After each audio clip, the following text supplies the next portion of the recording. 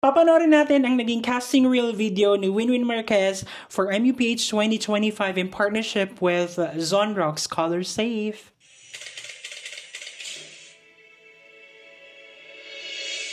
I have been judged. And people always tell me that, you're a mom, you have to stay at home. You have to do this, you have to do that. But actually, being a mother, we can do anything that we want to be. If you're comfortable and you're ready, go out of your comfort zone, do whatever you want. You can be an actress, you can be a model, you can be anyone you want, as long as you're ready and you can do it.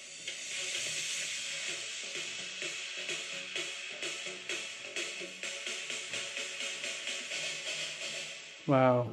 Gusto ko yung ano niya dito, yung aura niya dito na very simple lang. Parang no makeup look lang din. Very natural. And sobrang bumagay yung color yellow sa kanyang skin tone. Ganyan, the way she talks is very clear.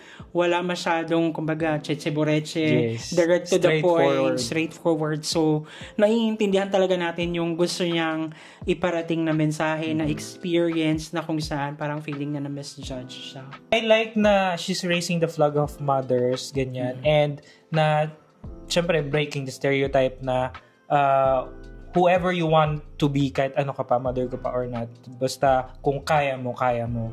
And I like na, yun nga, very natural siya and very, alam mo yung ate mong maganda lang.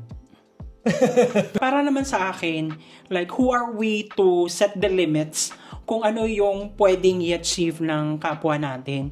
So, dapat, hindi tayo yung nagsiset ng limitations, kundi yung tao lang na yun na may gustong ma-achieve, ganyan.